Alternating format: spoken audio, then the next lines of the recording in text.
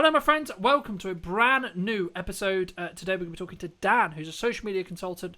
And so, Dan, just before we start, I mean, do you do just management? Do you help people with content? Like, let's just paint that picture for people who are maybe interested.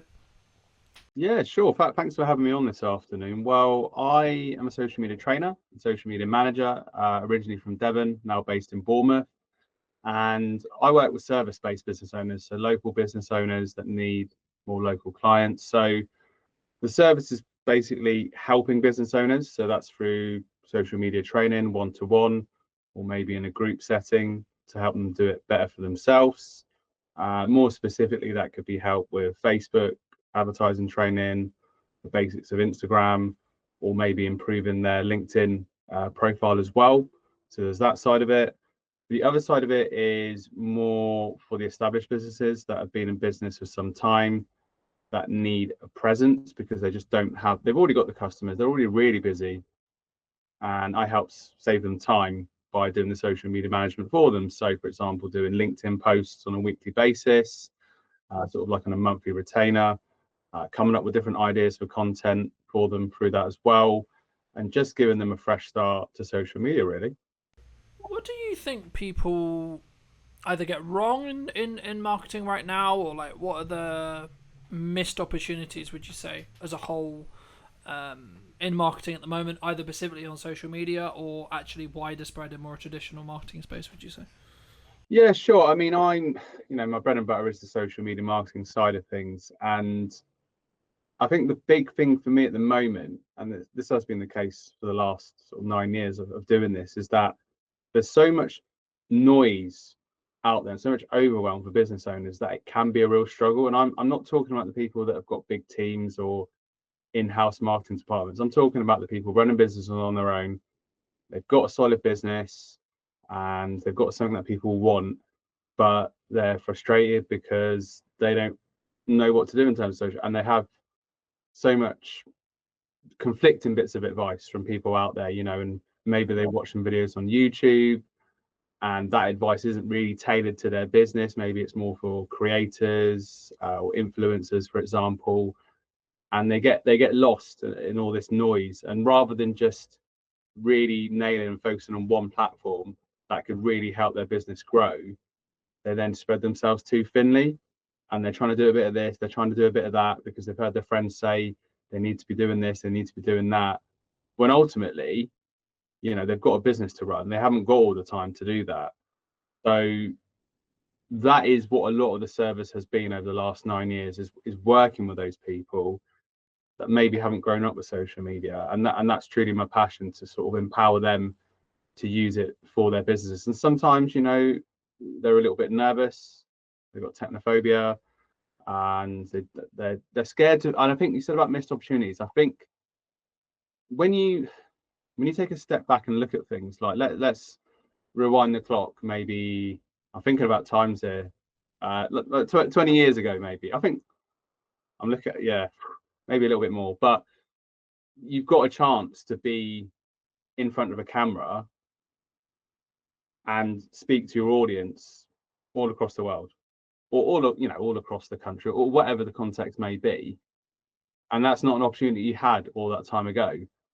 And this is, obviously the way we are now with smartphones and social media. We're so used to it, so embedded into our day-to-day culture, that it's quite interesting to just take a little bit of a step back and realize the opportunity you've got there to build that emotional connection with people that are following you as well. And I've seen it time and time again. I'm talking about like supplement shops and fitness shops back in Torbay, just doing simple videos, and that's just a great way to get yourself out there, get people to know, like, and trust you, really. You mentioned that you mainly focus on one platform, right?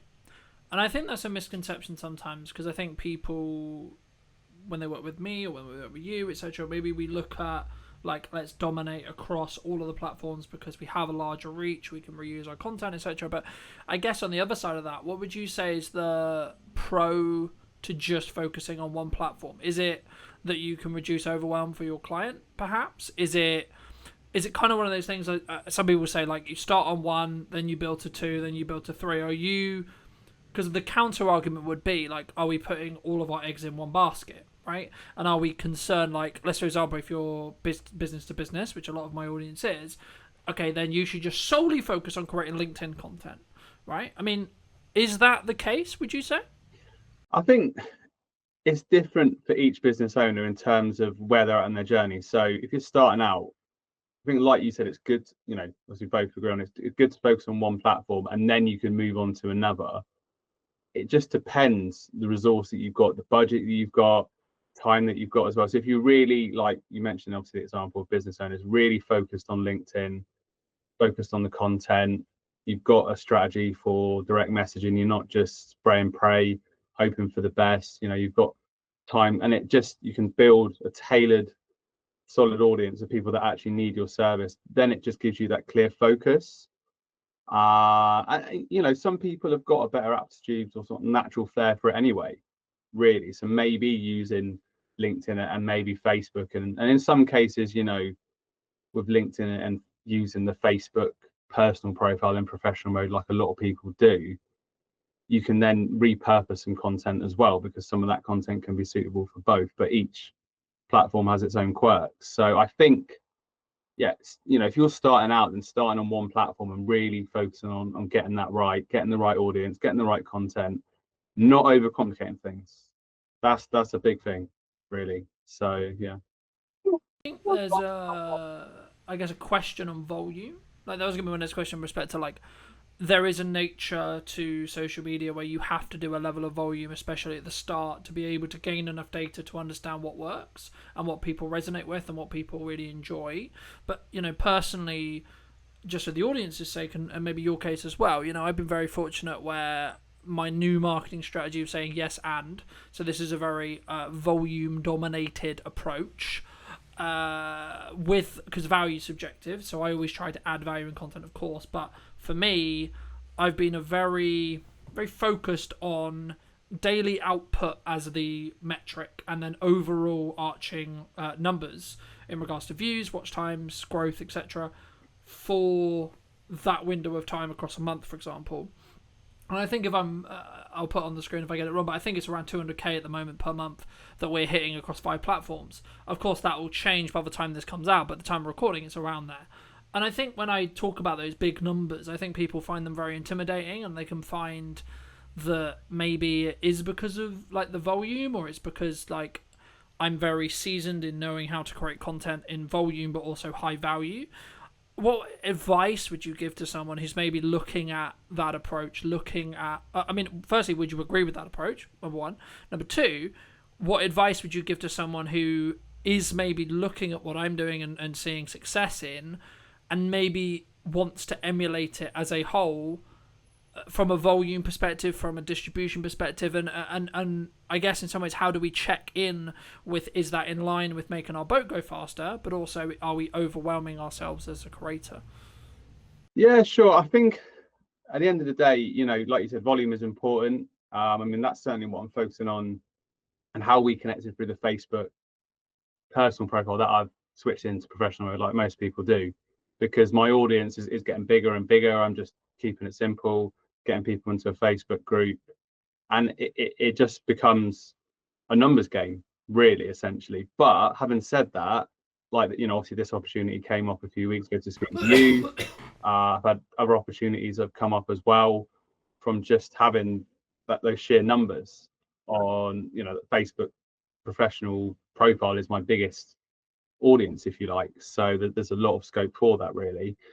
And do you think it's a level of, like, we as in the royal we, as in everyone maybe listening, or us, we sometimes overthink what's valuable, we overprocess, we overthink, oh, what about this post, right?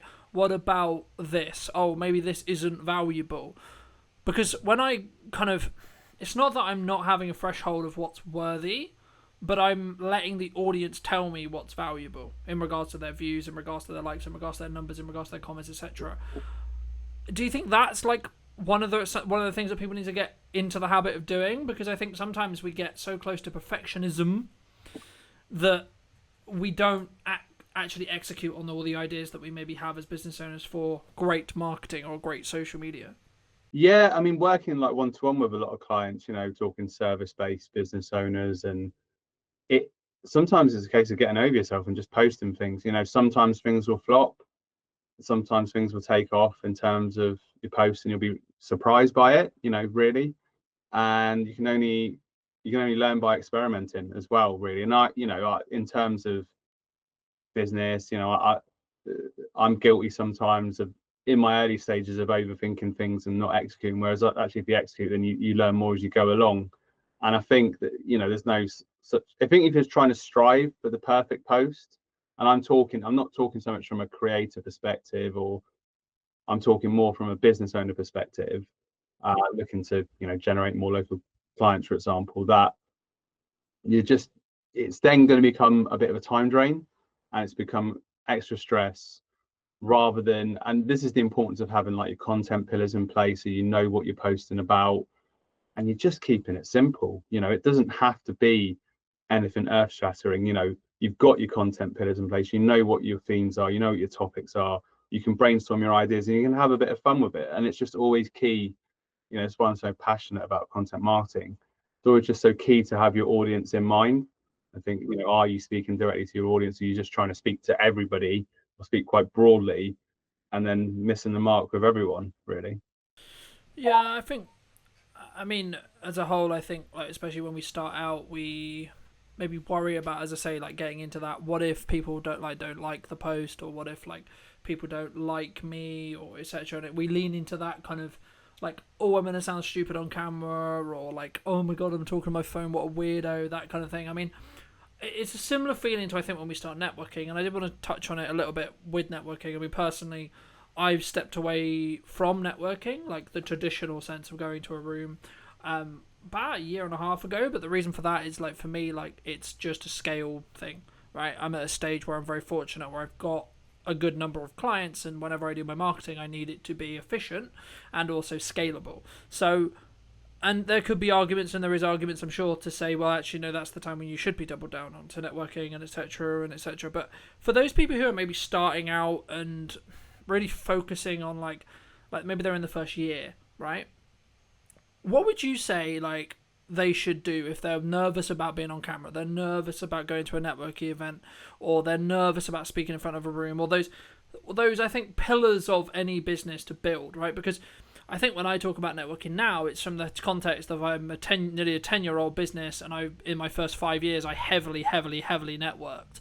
So I'm leaning on that network now. It's not that it's not valuable. It's kind of the season I was in business for me personally. I mean, just to reiterate the question, I mean, how did you personally, when you started networking, like tackle those fears and those challenges and those concerns around, like, oh my god, I've got to talk to people who I don't know. Oh my god, I've got to potentially like introduce myself, like in a network in 1 minute. Yeah, I mean, I started doing it back in 2015, and I wasn't actually, my business started in 2016, but I started writing a blog about social media, how it impacts businesses in the Torway area. And they had Torbay hour meetings in the local area, and there was guys that were running marketing agencies that were helping people with social media. So I thought, well, that would be I just did a Google search and then found it, and I was like, oh, that sounds really cool. It's quite a small town, so go along to that and see what happens. And I guess I'm quite I'm quite at ease speaking to people that I don't know. I quite enjoy it. But But sorry to cut you off, but do you think that comes from the experience you've had of nearly doing it for a decade now? yeah, I think from like going to university 20 years ago now or whatever, and getting used to that situation of meeting people, and it's still nerve-wracking, particularly like when you introduce yourself on network. And even I did networking this morning online, you still get that little bit of like, oh, you know. And I think in terms of guidance, I think it's just everyone's in the same boat. That's a good way to look at it. And it gives you that, it's character building, and it gives you that extra energy and that motivation. So I went to a networking event in Southbourne here locally in Bournemouth last week. It was last Wednesday morning about 8:30, and it was just a really nice positive start to the day. And particularly if you're working on your business on your own, and you're on a laptop, you're on a PC, on your phone, it's just good to get that real connection as well. And it also holds you to account, so that you have to keep your standards high as well, and you're out there sort of like in the real world. And learning from people and picking up little bits of advice, little sort of bits of information as well. So and I get that, for some people it can be really overwhelming to go to sort of physical networking. So maybe start with like a smaller group, or something a bit more informal, or online networking as well, just to sort of dip your feet in the water, so to speak, and then learn as you go along. I remember when I was like really getting into networking, I don't think I ever actually had it, but I know that I know there was a conversation about maybe don't specifically look at the room very tactically, right? So don't look at the room and go, "Oh, I work with this characteristic of person, so the only people I'm going to talk to is those people." I mean, have you found in your experience that actually the people who give you the most referrals, because that's why we go to networking, right, is to work through the room rather than work directly in the room? Do you find the people who maybe you get the most work from, or potentially get the most referrals from, or goodwill from, aren't who you would necessarily expect? Yeah, definitely. I mean, there was an example last October when there was a Bournemouth Business Festival locally. Quite a big event, to be fair, and went along to that, did speed networking. And this is the thing, that day I was going to Alicante, and I had the option of basically getting my flight earlier in the day or later in the day. So I could have started my holiday earlier, basically, but I decided to go. I said, I've got to go to this event. I can't miss it. I went to the event, made some connections. There was no direct interest in my services on that day, but there were a couple of interesting people I met in speed networking. So I followed up with them. And then, one of them was involved with lead generation, but I wasn't going into that call expecting, oh, she's going to have some clients to refer to me. It was just like, we had a really nice conversation. She was local. Let's just jump on a Zoom call for 20 minutes or so and just carry that conversation on. And sort of this is the thing, when you're not attached like that, I just find that opportunities present themselves. Whereas if you, and I was probably guilty of this at the start of, oh, who should I speak to get this? Rather than just going in, being open, this is what I do, this is who I help, what about yourself? And, you sort of go in, sort of a bit of a cliche, but it's very true that you go there to build relationships. And obviously the purpose of all relationships, it's not, you know, take, take, take. Obviously you go to a relationship to give. So that's just the attitude that I have to it now, really. And it often is the case that when you're least expecting it, you'll have a conversation with someone, you think, oh, this person is not necessarily going to need my services, but they, you never know who they know. And yeah, so it's all about circulating. I mean, there's a. I mean, obviously we both work very strongly online, right? And I think, would it be fair to say we're maybe chronically online, right? As in, like, there's not, speaking personally anyway, there's not a day where I'm not connected or not having some level of internet conversation related to something related to work, right? For example, whether that's through my phone or computer or a podcast or whatever. So even when I do meet people in person, it's normally about what we're doing online. And I guess, I mean, the question that I was going to like kind of lead on to that was like, at what point, and this is maybe a personal question, like, so maybe answer it from your perspective, because I think it will be different for everyone. When do you try and detox? Like, and then how do you go about doing that from a digital detox perspective? Because it's not something I did for the last couple of years, but now I'm like chronically online as much. I'm actually trying to like really focus on having maybe a couple of windows a day, like maybe it's an hour, maybe it's 2 hours of just not being connected to the internet, like mentally, just like obviously my phone is still connected, so right, stuff can happen, but like I'm not actually, oh, my phone's out of the way, my computer's out of the way, I'm not looking at it, thinking about it. How do you do that? And if so, like, how did you build that habit? Well, like yourself, I just became very aware of it a couple of years ago that my whole world was like online, essentially. And it just started to feel really unhealthy. And I think it's a problem that a lot of people encounter and maybe people aren't aware of. So you probably saw, I did a post recently about this July digital detox challenge. It came up, obviously on a Facebook ad, ironically, but fair enough. And I thought, well, let's give this a go. And it's things that I've been putting into practice over the last few years, really. So using the Minimalist app on my phone, I pay a fee for that each year, and that helps make my phone become more of a tool, which essentially it is, and look a bit more boring. So it's not got all those shortcuts and visual cues to sort of entice me in. And yeah, I mean, for example, like last night, met my friend, went to the beach, very lucky to sort of live near to the beach. And I just look at that circumstance and it's like, I don't need to be on my phone. You know, obviously, if a family member calls, the phone is still there. If it's something urgent, somebody will call. And that time is precious because it just gives you that time away. But I think a lot of this comes to building healthier habits. I think people just aren't aware a lot of times that they're doing it sort of, they're doing it subconsciously, really, where, you know, let's say two friends are at a bar watching the football, one pops off to the bar, the other one's straight on their phone. You know, the friend's only going to be gone for a couple of minutes, but it's just an instinctive, all waiting at the bus or whatever. And I'm not saying that's the worst thing in the world, but the thing with it is, you know, obviously we're business owners, we're busy people, we got a lot to process and we got a lot of things we got to think about. And that creativity can come through silence. And certainly for me, like lunch times, dinner times, you know, that's just a time where I'm not on the phone. And, you know, I'm not like anyone, I'm no saint or perfect. There might be a time where there's something on YouTube and maybe I'm just listening to it and in the background. But 8 times out of 10, you know, just make that time to not be on it, because it's something I'm very passionate about, because it's just not healthy. And I know it gives us the opportunity to connect with people, like I said, all across the world at all times, and gives us a chance and more opportunities. But at the same point, you've got to balance that out with you. Well, you need the energy for the next day. You know, if I was on my phone a lot last night, there's no real downtime.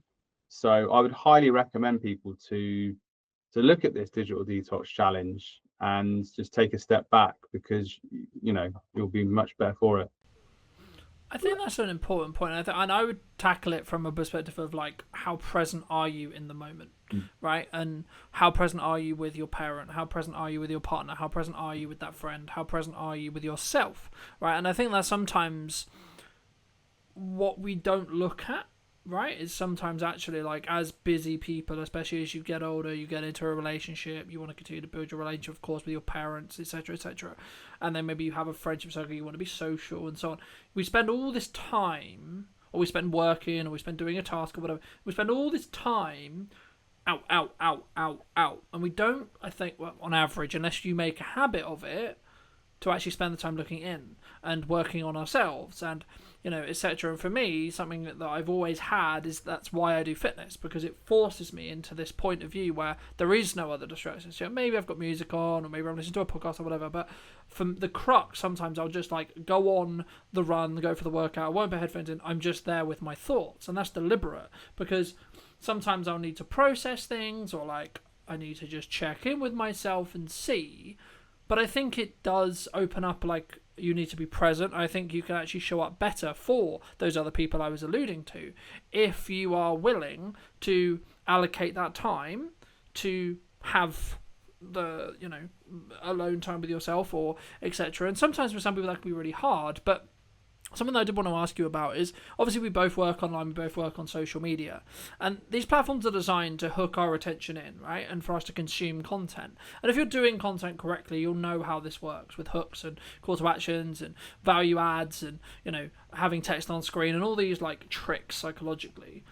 How do you, as a social media manager or social media consultant, however you want to think about it, like, go on social media to do a task, whether that's posting or whether that's like market research or equivalent, when you're like consuming that, not be drawn into that content, especially on TikTok, for example? Yeah, it's super hard. I mean, particularly with Instagram as well, you know, and how the algorithms work. Like it's difficult because you can get sucked into a vortex. But, you know, Facebook personal profile, professional mode that I mentioned before, it's hard, and sometimes it's literally just like you just have to snap out of it. And, you know, also from a digital wellness point of view as well, looking at my feed and once again seeing, is this actually helping my state of mind? You know, I use, like for clients, I use Buffer, for example, so that's like a nice clean environment. So I'm there for the purpose of, I've got Canva open, scheduling posts, and there's no distractions, and that's great. And obviously Meta Business Suite as well for other clients, that's useful, so that I'm just in that content management mode rather than that. But like you said about market research or whatever it may be, I might have had a conversation with someone on LinkedIn, think, I need to follow up with them, and then posts come along, and LinkedIn's got you now. Yeah, it's got me. So you just get sucked. So it is hard because as much as you can have all these tools, we're only human, and obviously, we both know how it works. So it's just a case of being aware. I know, I haven't really got like a more refined answer than that, but it's just a case of putting yourself back into the room, as they say. I think to an extent how I look at it anyway is I could potentially see it as a reward engine. Like I don't actually, to be honest, I don't really consume on TikTok or socials anymore. Not really. Like I'm a big YouTube watcher, sure, but that's when I'm trying to actually do research or trying to learn or equivalent, right? But like outside of that, I don't really consume content, and that's just because I've trained my mind not to go down that rabbit hole. But when I did, I would always do it in a respect of like, if you do X task, then you can spend 20 minutes on TikTok. Like completely cool, completely fair. Scroll for your heart's content, And I think, to an extent, that kind of, in some ways, that leans into my next question, which is going to be around like, what lessons have you learned from like growing a business, or what lessons have you learned as a whole, like in your business journey? But I think for me, just before I pass back to you, I think using that reward pathway and using that, like, you do a thing, then you get a reward, I think is really key, because it allows you to still have the things you enjoy, but it also allows you to not feel then guilty about enjoying those things because you've tied it to an outcome, right? So, I need to get this work done for a client. Okay, cool. When the work is done for a client, I can then do the thing I enjoy. But just to reiterate, what lessons specifically have you learned? What specific lessons have you kind of taken from it? So maybe like the last 5 years, perhaps, or maybe the last year. Yeah, definitely. There's lots of lessons. A big thing for me has been personal development, knowing that, I am my business, I run my business, and the more I invest in myself, the more I'll get back from my business because I'm a stronger person.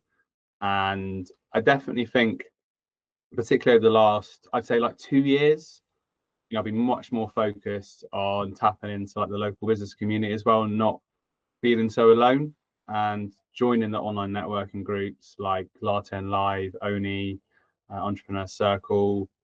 You can just be with people in the same boat as well, and I really appreciate those opportunities to connect with people, and because it's very easy to just sort of be in that solo mode and kind of you know isolated in that sense. So that's a big thing. And I think as well, kind of give it, not being afraid to fail as well and learning from failures. That's obviously a big pressure, but certainly the more you fail, the more you learn. That's one of the big things I've learned as well. And not also, I think it's probably a thing that a lot of people can relate with, not being your harshest critic, as much as I am a lot of times my own harshest critic, because I want to keep doing better and everything. Giving yourself some slack as well. I think there's a difference to like when you, so for example, every single client shoot I've ever had, I've always done a debrief afterwards. And the point of that debrief isn't for me to beat myself up on what I didn't do well. It's to say, sick, you did it. Client seems to be happy. Things seem to be going well. Cool. But what if we could make it better? Right? And I think for me, those debriefs allow me to make those 1% improvements so that by the end of the year, I'm 37 times better at my craft than I was a year ago. And it kind of, to an extent, leans into maybe what you touched on a little bit about the networking thing and like building those longer term connections. But what role would you say that community, it's kind of a buzzword now, but like community as a whole, or having a community of business owners around you, whether that's digitally interacting with content and you're both kind of both interacting with content, or physically at a networking group, or maybe like check-in circles, or etc., however you want to do it, or accountability partners, so on, so on. There's loads of ways to do it. What role would you say those community element actually has for your business, but in general as a business owner? One of my values, is tied in with community as well, because I've been involved with lots of communities in the past. I was involved with a YouTube channel, Elite FPL. That was a big part of that channel, was, and still is, being part of a community, a sort of online worldwide community that are passionate about fantasy football. and then being part of these networking groups like Latte and Live that I mentioned before, Oni, Entrepreneur Circle, and the local business events as well. I use Patch, which is a local workspace in Bournemouth. So once again, without wanting to spout out another cliche, you're not on the journey on your own, and you've got other people to bounce ideas off. You can learn different things from different people, even from their challenges, which they might have a different business to you, but then you can relate it back to your own business as well. And it's definitely the thing of keeping you to account and helping you kind of keep on progress as well with your peers, if you like, really, so that you're not kind of snacking behind as well. And I think as well, mentioned it before, like when you asked about people that are new to networking, certainly confidence building. When I, once again, a few years ago, started to go to more local events in Bournemouth because I wanted to get more known in the local area. I was quite nervous rocking up to these big events, and that has lessened, and I've actually started to embrace and look forward to it as time has gone on. So it's been quite, confidence building as well. I think sometimes when we look at business owners or we look at maybe some on social media, it's very highlight orientated, so that can naturally like build your confidence, but also it can go the other way. I think sometimes where people often wonder or often worry about like, what if they're not doing well, right? And I think something that I'm very proud of is actually whenever things aren't doing well, I've taken 100% accountability for that, but also number two, I've also like be willing to be open and share it. And I think that's one of the reasons why I'm potentially, from people who watch my content consistently, they tell me like, you're a human, right? So like, it's not like this like, oh, things are going super well and etc. And I hope it makes me perceived or makes me believe that I'm more humble than maybe others. But it kind of does link into my next question, which was going to be around, obviously business doesn't always go well for whatever reason. I mean, do you have a specific either set of challenges or like a larger set of challenges that you're willing to share, that also like how you then overcame those challenges, more importantly? Because I think sometimes it's important for us to share a level of vulnerability there, but also share to the point where like actually it can be a tool to show like, no, don't go down there because there's a bear there, for example, right? I mean, have you had any challenges like that you're willing to share and how you then fix them? Yeah, massively. I mean, it's constantly every day's a school day, as they say, and you're constantly learning. So, I mean, there've been challenges before where I've started out just working with solopreneurs, working just with a couple of businesses, and then end up working with lots of businesses all at once and having to put all the sort of foundations in place to do that, and not always getting it right, and making things that I regret, things that I wish I'd done differently. But making that transition hasn't always been easy. I'm talking about sort of organization and things like that, and running things smoothly, and you don't know what you know till you know it, as they say. So once you go from, I had a period where I was just, running a few social media accounts, doing some training here and there, to then running social media training for big groups, 20, 30 people every day, and just feeling overwhelmed at the time, really. And because I didn't have the infrastructure in place in terms of like the admin, all the tech side, really.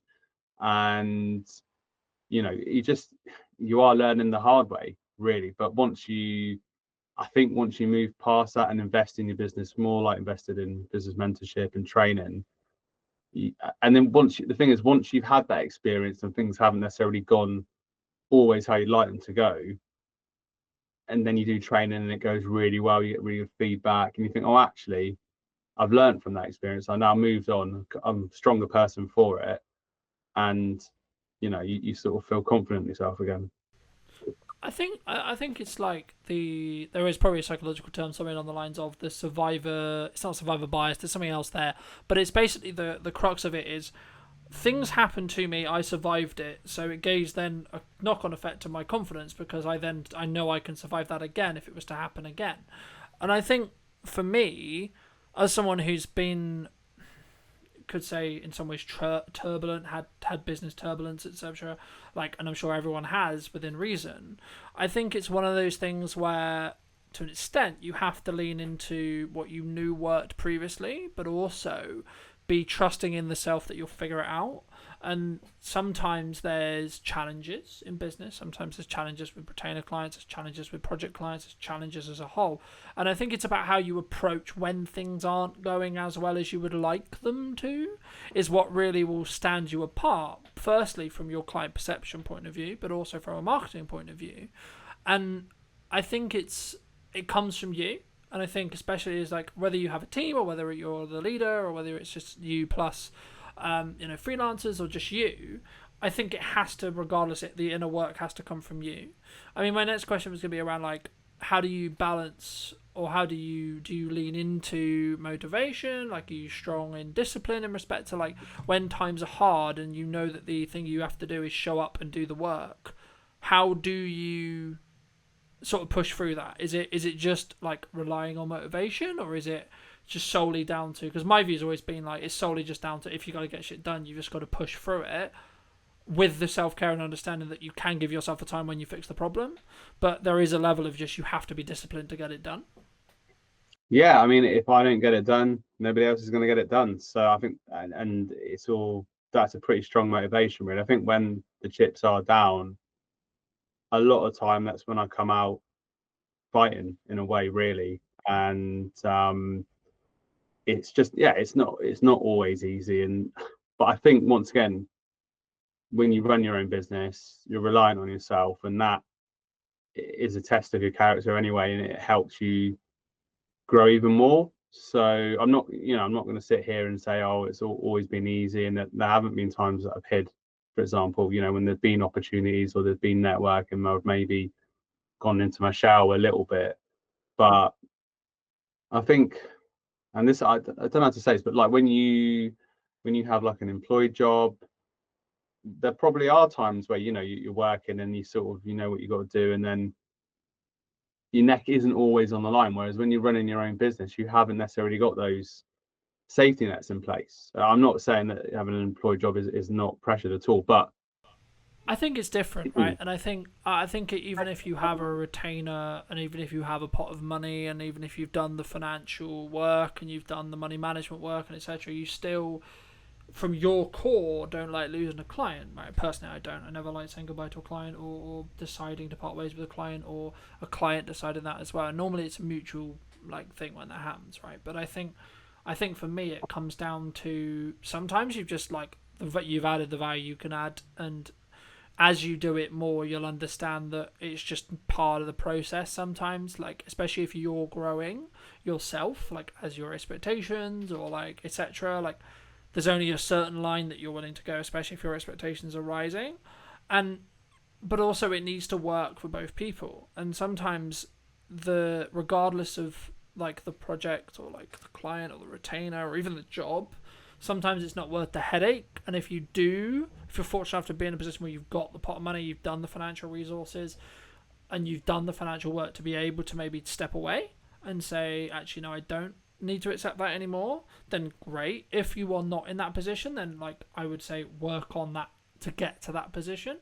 But also I think, and I was going to ask you about like what your plans are for maybe like the rest of the year, because we're filming this roughly around the middle of 25, which is weird to say because it just feels like we were in January, but it always seems to be the way. I mean, what do you want ideally, like either for you, or do you think like from a marketing point of view, do you think like is there going to be any like drastic shift, or like is there any opportunities that people who may be listening to this could take advantage of in the next 6 months?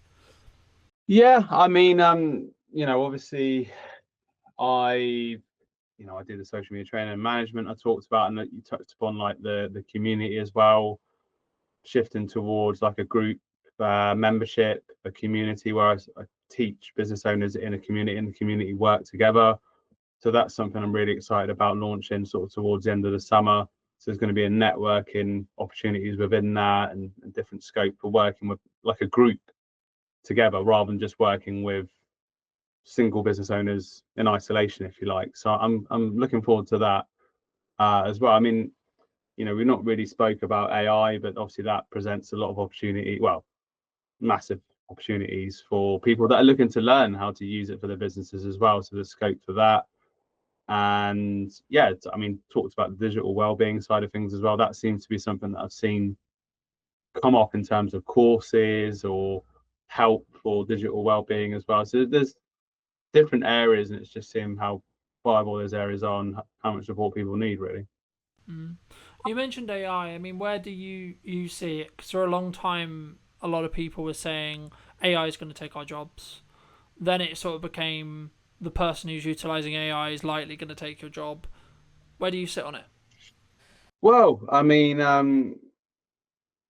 think that at the moment, obviously, I use it as a sort of virtual AI assistant, and from like a content marketing perspective, it can give you so many ideas and so much support. But ultimately, still, I've still seen people doing this where the copy is clearly AI generated and it loses the tone. So I think in terms of like from our perspective, people will still need us to help maybe teach them how to use it.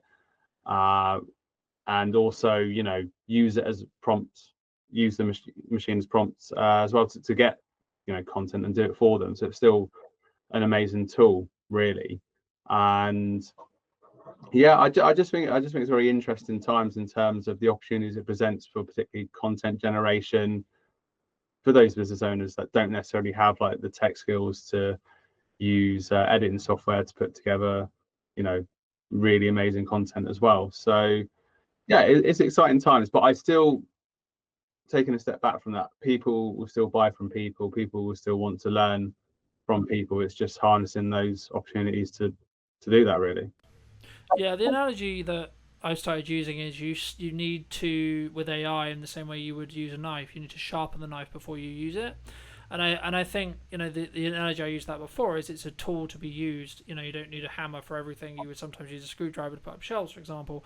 But I think for me, the people who are going to stand apart are the ones who are going to use it to accelerate what they're doing and not replace them.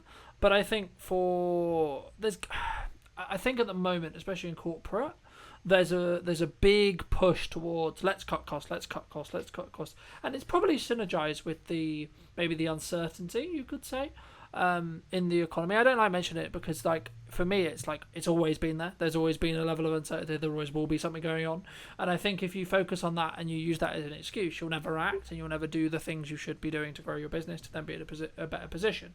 But as a whole, I think there's a culture at the moment, especially in the corporate land or like the larger scale stuff, where people are maybe looking to cut headcounts, where they're like, actually, what can an AI agent do for me? So if you are a solo entrepreneur, maybe working with those businesses or in general yourself, you should be utilizing it and you should be seeing how you can utilize it to make yourself more efficient and more valuable. And then what will end up happening, I think, is actually you'll find you'll get more of the economic reward of that value, in my view. And I think for me, I think that's something which we're not quite there with yet. I think the system, the corporation, the how we outsource, etc., hasn't quite caught up, and we haven't. There's some businesses that are, but the majority, talking broadly, I don't think they figured that out yet. I think they will, given time, but I don't think we're quite there yet, in my view. I mean, for those who are maybe interested, where can people find you? Where's best to connect with you? If they want to look at sort of see your training, they want to see maybe talk to you about running their socials, that kind of thing. Where's best to connect with you? Yeah, sure. Thank you. So Daniel Ball on LinkedIn, to search me on there. Feel free to connect. Your social media consultant on Facebook and on Instagram as well. So those are the best places, really, particularly LinkedIn and Facebook are the best places to connect with me. So say looking for service-based business owners that are on their own, frustrated with social media, need help and support, and I'll be your personal trainer, if you like. I'll give you that tough love and that support that you need, and I'll be there with you every step of the way. And hopefully that wasn't too corny, but would love to connect with more people. Fantastic. And if you were going to wind the clock back 10 years, maybe 15 years, and you were talking to the Dan who was there, right? The person who maybe hadn't started a business yet or was in the first couple of years of starting the business, depending on whether you're doing 10 or 15, what would you say to him? Believe in yourself more. Thank you for your time, Dan. Thank you for Appreciate it. having me. been a pleasure. No, you're welcome. And if you did enjoy this piece and you'd like to see more like it, make sure to leave me a comment on what you thought. And of course, you can subscribe and etc. and all those lovely YouTube things as well. But thank you ever so much for coming back and joining me. And I'll see you very, very soon.